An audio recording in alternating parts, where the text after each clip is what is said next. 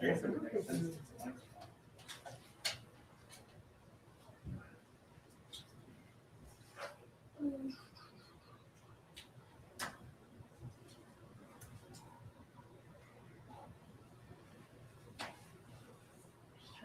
out how they number this. How what? How they number it.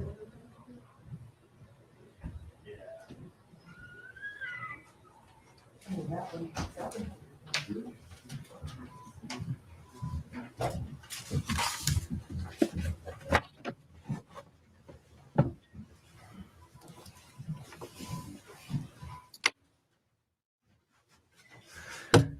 Good afternoon. I know yesterday was Groundhog Day, but let me start today's briefing by saying the exact same thing I said yesterday when I walked in. I'm sorry. Of course, we were waiting for our White House colleagues to finish their briefing, which they just did. So with that, let's get started. We have a couple things at the top. First, today, the United States and the Russian Federation completed the necessary legal procedures to extend the New START Treaty for 5 years. Extending the New START Treaty for 5 years ensures we have verifiable limits on Russian ICBMs, SLBMs, and heavy bombers through February 4th of 2026, avoiding a potentially unconstrained nuclear arms race. New START limits every Russian nuclear warhead that is loaded onto an ICBM missile that can reach the United States in approximately 30 minutes. The United States will use the time provided by a 5-year extension of the New START Treaty to pursue with the Russian Federation, in consultation with Congress and U.S. allies and partners, arms control that addresses all Russian nuclear weapons. I would direct your attention to Secretary Blinken's statement released earlier today for additional details. Second, we are closely monitoring peaceful demonstrations against the appointment of a new rector at Boğaziçi University in Turkey. We are concerned by detentions of students and other demonstrators and strongly condemn the anti-LGBTQI rhetoric surrounding the demonstrations. Freedom of expression, even speech that some may find uncomfortable, is a critical component of a vibrant, functioning democracy that must be protected. Peaceful, prosperous, and inclusive societies depend on the free flow of information and ideas. The United States prioritizes the protection of human rights and stands shoulder to shoulder with all those fighting for their fundamental democratic freedoms. So with that, why don't we get started, Matt? Thanks, Ned.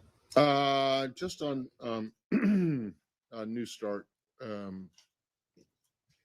this is one of these days where an unusual day where I didn't really have anything that was significantly important, I don't think, to open with. But so I'll start with New START. So you've completed this, yes. Do you not see that there's any kind of dissonance in going ahead and extending an arms control treaty with the Russians at the same time as you're criticizing them very heavily for the situation with Mr. Navalny?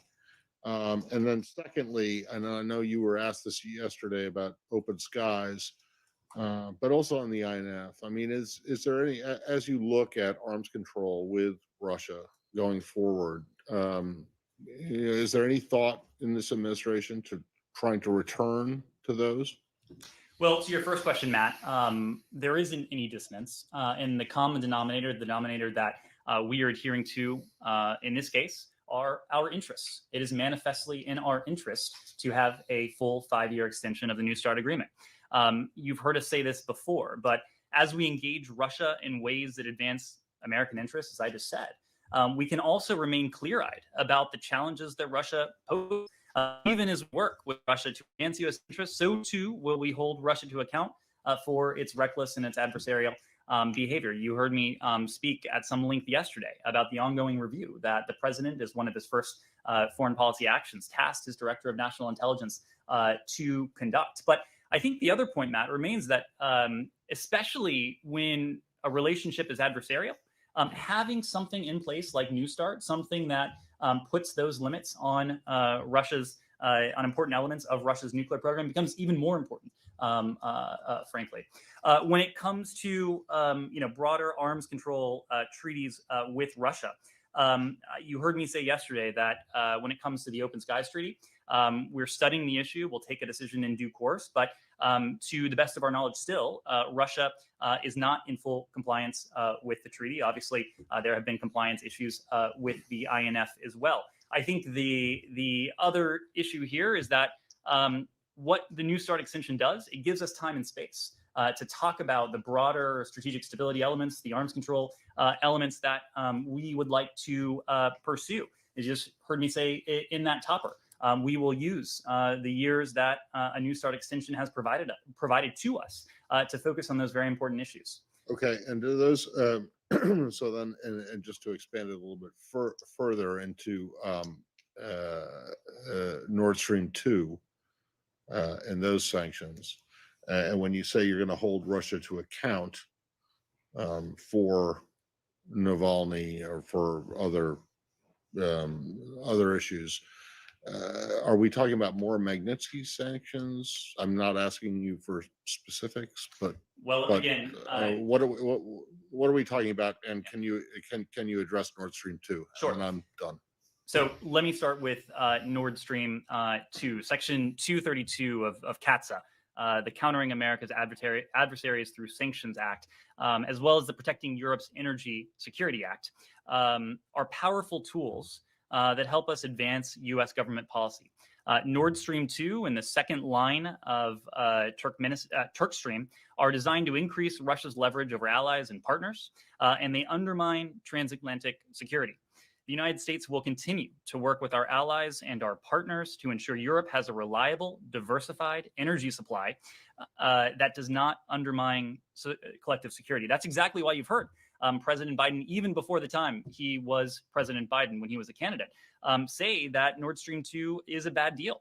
It divides Europe, it exposes Ukraine and Central Europe to Russian manipulation, and it goes against Europe's stated energy security goals. So again, this is one of those challenges on which we'll cooperate closely with our allies and partners. When it comes to potential punitive measures, including sanctions against Russian authorities, you heard me say yesterday that it doesn't do us any favors to forecast potential targets or even really authorities under which we might enact additional sanctions. I'm going to save that for when that review is completed, and when we have additional sanctions or any other punitive measures to announce, we'll do so. We'll go with the Matt Lee rule, and we'll stick with New START for. Wait, that's not my rule. Well, it's not a rule. I don't make the Matt Lee suggestion. I thought it was a good one, so we'll stick with it. Yeah. This is a Nord Stream. Okay. Just so it's on topic, but there obviously, as you said, Secretary Blinken said that this is a bad idea. Is it the administration's policy that the pipeline should not be completed, and they will work towards that? I just asked because there was reports in the German media that they might be looking to lift sanctions. Yeah. Well, I don't think we can be any clearer. It's a bad deal. President Biden has said that. I think what we can say is that we will monitor activity to complete or certify the pipeline. And if such activity takes place, we will make a determination on the applicability of sanctions. All that said, sanctions are only one of among many important tools here, and we will work closely with our allies and partners to reinforce European energy security and safeguard against predatory behavior, including that of Russia in this case.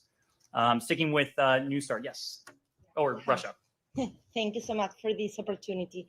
Recently, the digital media news channel BPI TV was subject to a raid. Maduro ordered the station to cease operation in the country immediately, threatening our team with criminal charges. As a result, we were forced to stop transmission and producing content in Venezuela. What message can the State Department send to the Maduro's regime to stop these campaigns of arrest, harassment and repression against the media?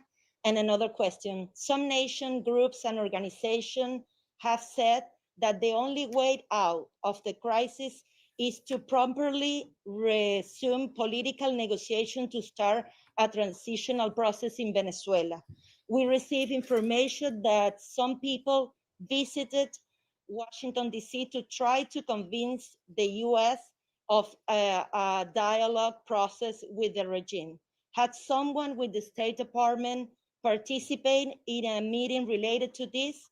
Is the U.S. considering negotiations with the Venezuelan regime? Thank you.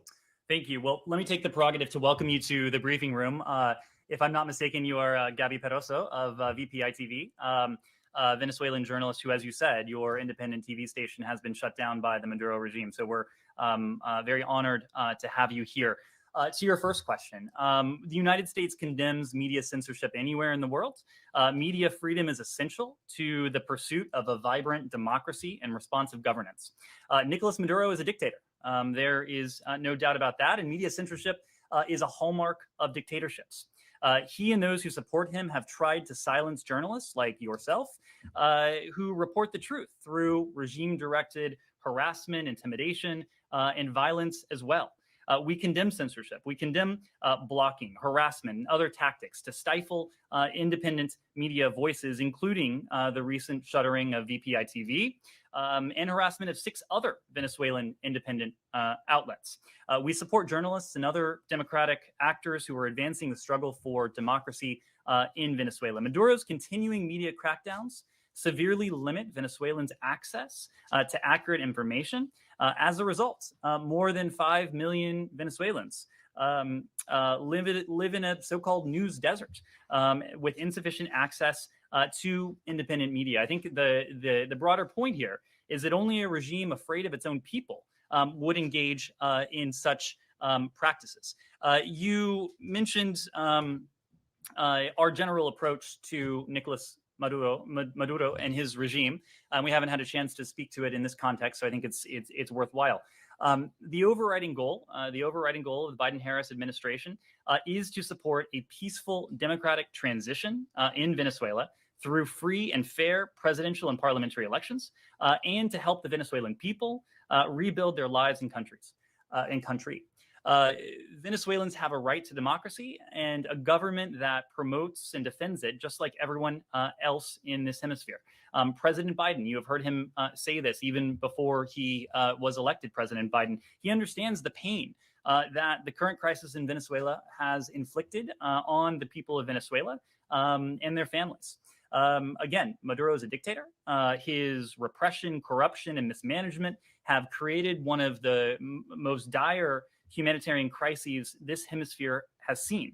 That is why this administration is committed to several principles. One, designating as appropriate Venezuela for temporary protected status. Number 2, addressing the humanitarian concerns of millions of Venezuelans with international partners. Number 3, targeting regime officials and their cronies involved in corruption and human rights abuses. And number 4, again, aiding and restoring a peaceful, stable, democratic future for Venezuelans and the regime, both through free and fair elections and a long-term economic recovery. As to how we're going to do that, look, I certainly don't expect this administration to be engaging directly with Maduro. As we've said, we will work through a number of we will work with a number of allies and partners to bring about progress towards democracy in Venezuela. We will do that with our partners in the region. We will do that with our European partners and allies. We'll do that with the OAS. We will do that through the Lima Group, through a number of fora, like-minded fora that share the same goals of bringing about democracy and human rights and an end to this corrupt dictatorship in Venezuela. Yes. Does the Biden administration still believe that Juan Guaido is the best person to lead the opposition in Venezuela? So the United States continues to recognize the 2015 National Assembly as the last remaining democratic institution in Venezuela. And consistent with that, the person chosen by the National Assembly to be its president as the interim president of Venezuela, Juan Guaido. Yes. Sorry, can I just put a fine point on this? You mentioned the Lima Group and the OAS. What other like-minded fora are you talking about here? Well, I was using because as you know, a very small number of UN members have done this. I have recognized Guaido or unrecognized Maduro, as the case may be. So, is there Are there any other fora that you're talking about? Well, to name a couple here, the OAS has indeed taken a strong leadership position, pressing for a democratic transition in Venezuela. The Lima Group, we welcome its leadership to further strengthen a regional coalition to advocate for free and fair elections. I was using fora perhaps colloquially, bilateral relationships, multilateral relationships. That's two, but I mean, so are there more? I mean, yeah, that's two is plural. I accept that. Great. But Okay. are there We're more that you can in point agreement. to? Or is that Please. it? I said fora, which are two. Okay, two. Working with our allies and partners. Yeah. Okay. Yes, Sean. Can you just to consider a little bit? Maduro, the previous administration said that there basically should be no contact with Maduro other than perhaps on logistical things like the status of the U.S. embassy there. Is this administration willing to have any sort of dialogue with Maduro if it advances the goals that you mentioned? Again, I would expect that our dialogue will be with our like-minded allies and partners, as well as with the National Assembly, Juan Guaido, as the leader chosen by that National Assembly. I would not expect any direct contact with Maduro, again, whom we consider to be a dictator. Like at any time, or are you talking about that's the current policy? I'm always talking about current policy. I don't want to. Clearly, I'm talking about current policy. But is the policy we will not talk to him, or is the policy we don't expect to call him anytime this week? I think it's a little bit of both. We certainly don't expect any contact with Maduro anytime soon. Again, our focus is on working with our allies and partners, working with partners in the region, working with through the fora and not through the regime directly. Can I ask a different one? Another one goes down. Where does that leave the Citgo 5?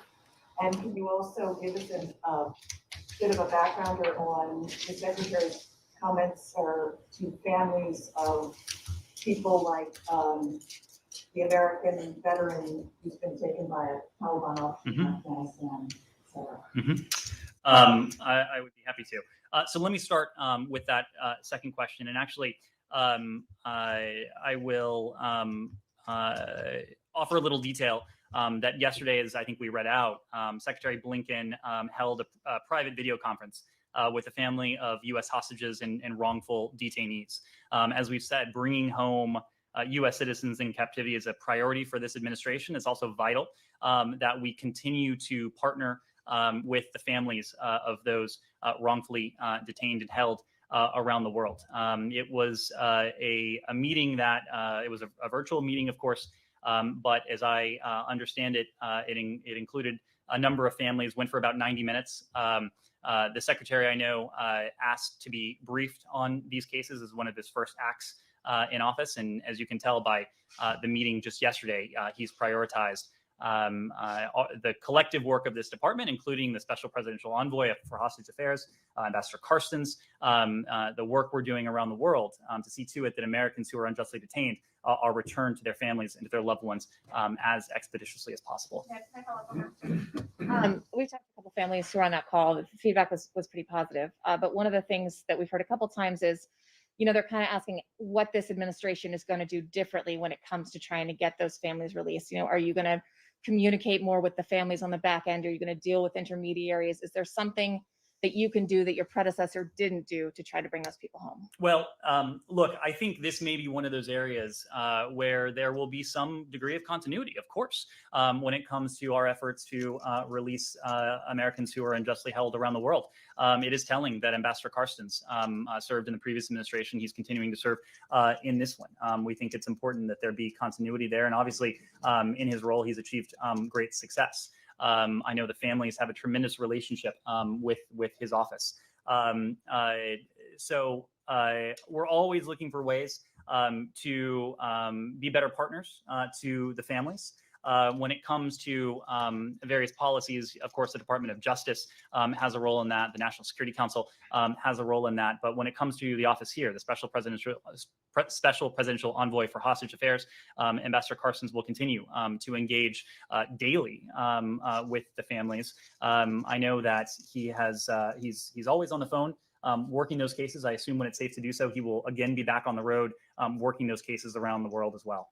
I'm sure you saw the reports that Paul Whelan in Russia is unable to reach out to the U.S. Embassy, is unable to be in contact with the U.S. Embassy, and he is sick in prison. Did this come up with the Secretary yesterday in his call with the families? And what does the State Department plan to do to reestablish that communication? Well, I don't want to go into either the identity of the participants or the nature of the conversation. As you can imagine, it was a private conversation, and it's best left that way. When it comes to Paul Whelan, the welfare and safety of U.S. citizens, again, it's our highest priority. Russian authorities convicted Paul Whelan in a closed and secret trial, depriving him of a key protection, and that is transparency. The trial was a mockery of justice. Russian authorities did not provide evidence and did not allow Mr. Whelan to produce witnesses in his own defense. Mr. Whelan is now serving a 16-year prison sentence in a Russian labor camp. We remain concerned, of course, for Mr. Whelan's well-being and his safety, and will continue to speak out on Mr. Whelan's behalf until the Russian government finally does the right thing and sends Mr. Whelan home to his family. U.S. officials, both here at the State Department in Washington as well as in Moscow, regularly speak with Mr. Whelan's family. We are, of course, aware of his health concerns, as you raised. We have been in touch with his family, and we're appealing to appropriate government authorities in Russia to facilitate consular access. Can I just make the point that if it was a private conversation, why did you guys put a statement out of that? Well, the statement, as you will note, Well, didn't I get speak to any that, but I names or mean- identities or cases. And I think, as your colleague just said, several of the families have been speaking to it as well. Yes. Yeah. Do you have any reaction to the charges that have been brought against Aung San Suu Kyi? And do you have any update on whether or not U.S. officials have been able to get in touch with her? Well, again, to recap where we are, you heard us say yesterday that what transpired on February 1st in Burma constituted a military coup d'etat. When it comes to what we have seen take place in recent hours, we are aware of reports that State Counsel Aung San Suu Kyi and President Win Myint have been charged with crimes, and the National League for Democracy members of parliament have been ordered to vacate Naypyidaw. We are disturbed, of course, by these reports. We call on the military to immediately release them all, and all detained civilian and political leaders, journalists, and detained human rights activists, and to restore the democratically elected government to power.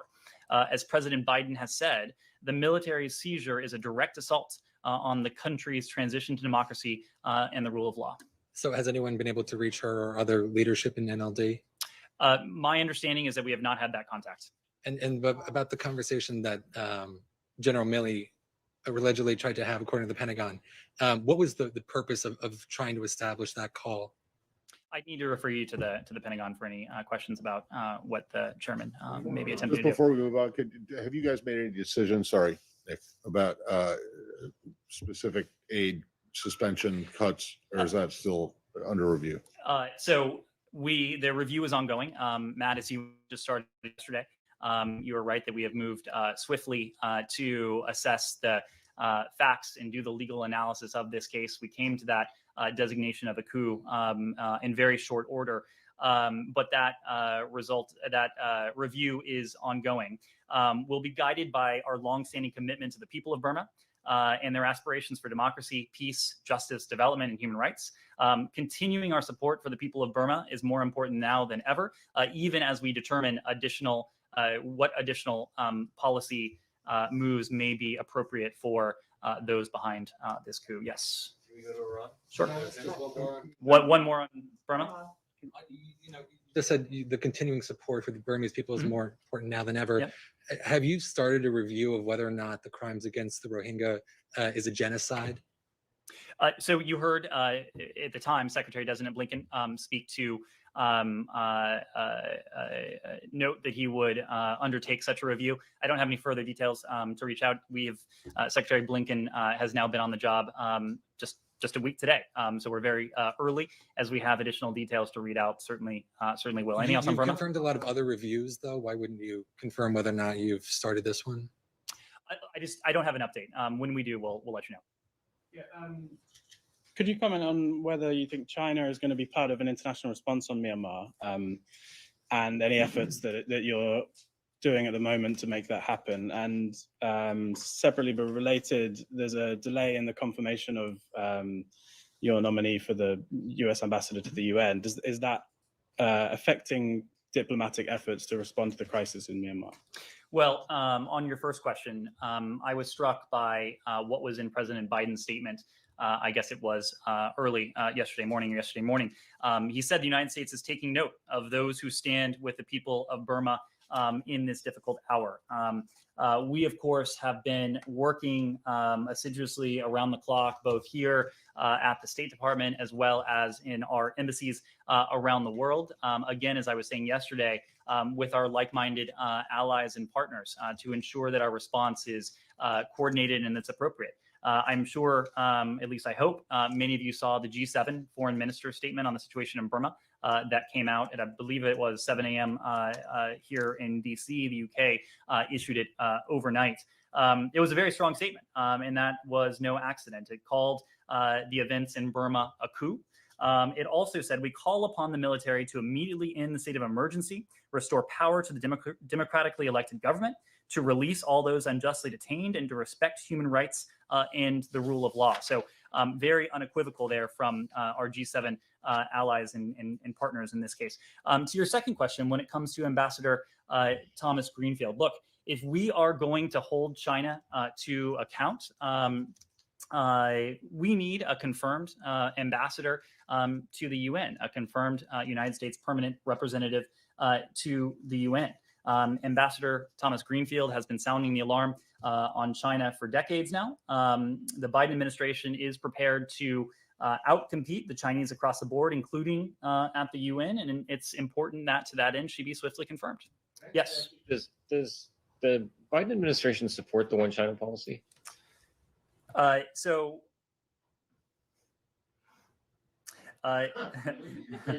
Oh, all right. Now we know it's going to be in No, law tomorrow. it's only because Ned Price can't answer whether the no, it is only because I want to be very careful about my language here. But yes, the answer is that our policy has not changed. It has not changed. Okay, and then on Iran, can you? Sorry, I was teeing off that Matt. No, I know, Nick, but wait a second. Can you just say that you support that the Biden administration supports the one China policy? Yes, our policy has not changed. Yeah, that's great. Of course, guided by the one China policy, correct. Okay, on Iran, the secretary has been saying, and you from this podium have been saying, once Iran comes back to compliance, the U.S. will abide by its commitments under the JCPOA. Question I have is, the U.S. left the deal first, so why are you guys saying that it's Iran's responsibility to come back into compliance before you do? I mean, if the United States abandoned the deal, isn't it the U.S.'s responsibility to come back into compliance first, and then Iran would follow suit? Well, I think it is also true that Iran has distanced itself from the JCPOA in very profound ways, as well, as we have discussed. So right now, what we're doing, as I alluded to yesterday, we are doing exactly what you heard from Secretary-Designate at the time, Blinken. We are undertaking careful and close consultations with our partners, with our allies, with members of Congress.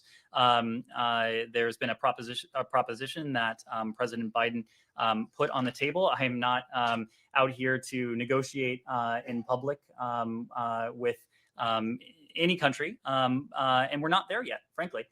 We are still undertaking those close consultations with partners, allies, members of Congress, and we'll take it from there. But would that include? I mean, are you thinking about the possibility of offering them some signal, some relief that would, outside of sanctions relief, that would send a signal about the seriousness of your? So when it comes to those signals, again, that's something we want to make sure we've coordinated closely and calibrated closely with partners, allies, and that we have consulted closely with members of Congress as well. So again, this is today is February 3rd. We're less than 2 weeks into this administration.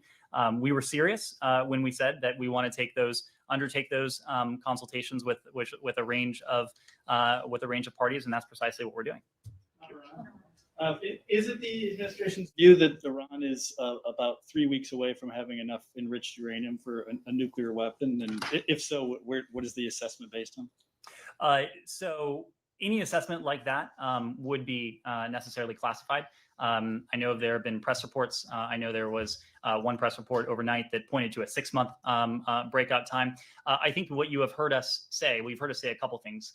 Number one, when Iran was fully complying with the Iran deal, that time was 12 months. Now that Iran has been in a position to distance itself from those strict protocols, that strict verification and monitoring regime, Iran is closer. That breakout time is shorter, but I wouldn't want to characterize that from here. Our goal, consistent with our goal to keep Iran's nuclear program in a box and to ensure that it can never obtain a nuclear weapon, is to make that breakout time as long as possible and to have those verifiable measures in place to make sure that Iran can never obtain a nuclear weapon. And so when Secretary Blinken raised this in his interview about weeks away, he was just referring to public media reports? He didn't say that. I think you're misquoting him. What he said is that Iran, if left on its current trajectory, could one day be within weeks. He was not speaking about the present. He was speaking about continuation of the status quo if left unchecked. It's precisely why we're approaching this with such great urgency. Again, starting those consultations right off the bat. Partners, allies, members of Congress. Still in Iran? Yes. Yeah, I'm sure you saw the reports yesterday that Iran had brought on more centrifuges online. And given that this is a deepening of violations of the JCPOA, given that you see Israel come ahead, Israeli officials close to Netanyahu saying that if Iran gets closer to building a bomb, that it will have no choice but to launch the military action. Is there a red line in Iran's production of nuclear capability that the United States would say, no, we cannot rejoin this agreement? I'm not going to set a specific time frame from the podium, certainly not today. I think what we can say is what I said before. We want that breakout time to be as long as possible. We want to make sure that we have verifiable restrictions in place on the type of activity that the Iranians can undertake. That's precisely why, again, starting very early in this administration, we are setting out about this challenge to make sure that we can lengthen that breakout time and, again, verifiably prevent Iran from ever obtaining a nuclear weapon. To clarify my question, I'm not asking about a timeline, I'm asking about actions. For example, Iran has also said that it may not let the IAEA inspect some of its sites. Would that be a red line? Again, I would point to the consultations that we're undertaking. The sorts of decisions you're pointing to is not something the United States would want to undertake alone or would want to consider or contemplate alone. We entered the Iran deal in 2015 with the P5+1. We're those are a set of allies and in a couple of cases tactical partners that we want to make sure we are coordinating with. Again, members of Congress as well. So I don't want to set any red lines from here. Certainly not today. Again, we're not here to negotiate from the podium. We're here to undertake those consultations in the first instance behind closed doors. Do you have a reaction to the ICJ's ruling today allowing Iran's lawsuit against the U.S. on sanctions to move ahead? I do. I think in the first instance, I would say that we have great respect for the International Court of Justice. At the same time, we are disappointed that the court did not accept our well-founded legal arguments, that the case Iran brought is outside the court's jurisdiction, and the court should not hear it. While we do not agree with the court's reasoning, today's judgment is a preliminary ruling, not a decision on the merits. While Iran may seek to frame this decision as somehow supporting its view on the merits, the ICJ's rules and case law make plain that a decision on preliminary objections does not prejudge the merits. In the next phase of this case, we'll explain why Iran's claim has no merits. We remain clear-eyed about the dangers posed by Iran's malign activities, and that's again why we are undertaking the important diplomacy that we are at the moment and undertaking those consultations that I've referred to. Still on Iran? Yeah. Can we stay on Iran just for 1 second? Well, Michelle, go ahead. Yeah, thank you. News reports said that Secretary Blinken has asked Iran envoy Rob Malley to form a negotiating team made up of diplomats and experts with a range of views on the path forward with Iran. Do you have any names, and is the team set and ready to work on for work? So Special Envoy Malley just started late last week on Friday. So this is literally day 4 or so for him on the job. You are right that the secretary across the board wants to ensure that our thinking, that our approach is never dominated by groupthink, that we are always incorporating an appropriate diversity of views. And of course, that is no different when it comes to Iran. As soon as we have additional members of the team to announce, we'll be happy to let you know. Others on Iran? Well, I just wanted to get one thing straight here. When you're talking about what the secretary said in his interview, that if left on its current trajectory, Iran could be weeks away from getting it. Does it not stand to follow then that also, if left on its current trajectory, Iran could be hours away or minutes away from developing a weapon? I mean, the longer it goes without there being any constraints, or without Iran recognizing or respecting any constraints, doesn't it follow naturally that they will get closer and closer to that? And so this idea of weeks, it really could be days, could be hours, could be minutes, right? Does that not follow logically? I think if it continues. Sure, you can take any argument to the extreme, any argument to the absurd. I think what we are saying Well, here, I don't think it's absurd at all. I think what we are saying here is that we are approaching this challenge with urgency because we understand that with Iran not currently complying with its obligations under the JCPOA, this challenge does grow more acute, and that's exactly why we are undertaking these consultations. I know we've gone on for a little while. Any last questions? we haven't talked about Afghanistan yet, so why don't we just do that briefly? Okay, I'm wondering if the secretary has now seen that full agreement, because he said several times he had to review what was actually in it. Is there anything in it that surprised him that he disagrees with? And Zal is still on the job. Mm-hmm. What exactly are his marching orders? Is he trying to salvage what's there, or are we starting from scratch again? Where are you seeing this? And can you also comment on Taliban's rejection of Kirby's comments from the Pentagon last week? Mm-hmm. Well, so I think it's worth starting with just a broad survey and recap of where the president is. And as you have heard the president say, he is committed to bringing a responsible end to these so-called forever wars, these wars that have gone on for nearly 2 decades. And the Biden administration plans to support the ongoing peace process between the Islamic Republic and the Taliban, aimed at achieving a just and durable political settlement and a permanent and comprehensive ceasefire. We are doing that because we believe it is the best way to achieve our objectives. We're committed to supporting the diplomatic process that is underway. When it comes to the U.S.-Taliban agreement, we're reviewing what has been negotiated, including that agreement. The review will include an assessment of whether the Taliban are fulfilling their commitments to cut ties with terrorist groups, to reduce violence, and to engage in meaningful negotiations with the Afghan governments and other stakeholders. At this time, no decisions about our force posture have been made. We are committed, as I said, to supporting the diplomatic process, and we're committed to ensuring that Afghanistan never again provides a base for terrorist attacks against the United States, our partners, or our interests. Secretary did write on the entire agreement, though, or is that process still going? As I said, we are reviewing the U.S. Taliban agreement. Let's not go to a new topic. Anything else on Iran, on Afghanistan before we call it a day?